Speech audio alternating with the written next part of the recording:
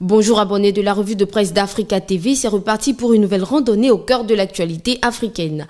Première escale, le Sénégal. La sortie de l'ancien président sénégalais Abdoulaye Wade accusant l'actuel régime du non-paiement de son salaire comme le prévoit la Constitution n'aura pas été du goût du pouvoir. Le site Œil d'Afrique relaie l'information. Amadou Ba dément Wade et étale son salaire de 2 millions de francs CFA.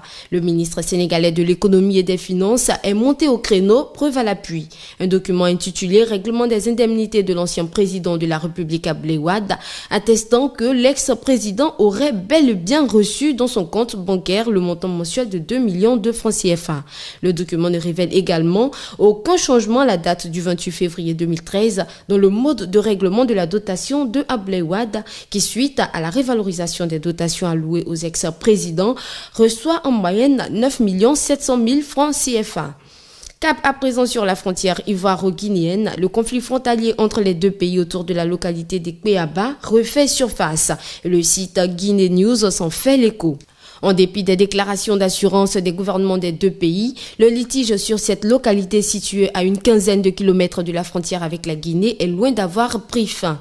Tentative de règlement des différends, les deux parties se sont retrouvées dans la localité de Seranakoura en Guinée. Toujours selon le site, en janvier 2013, des soldats guinéens auraient occupé durant des jours le village de Kpéaba, destitué le chef du village et installé un chef venu de la Guinée. Un regard à présent sur le procès médiatisé d'Oscar Pistorius. 3 jours après l'ouverture du procès, un témoin clé reçoit des menaces, a écrit le site d'information afrique.com. Charles Johnson, témoin clé de l'accusation contre le champion paralympique sud-africain répondant au meurtre de sa petite amie Reva, s'est plaint mercredi d'avoir reçu des appels téléphoniques malveillants juste avant son témoignage. Le témoin affirme également avoir reçu un message vocal l'accusant de mentir au tribunal.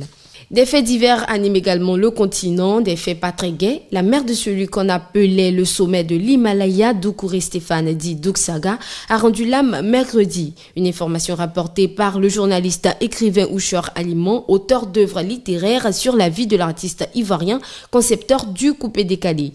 C'est sur cette information que prend fin la revue de presse de l'Afrique qui bouge. Restez connectés sur Africa TV.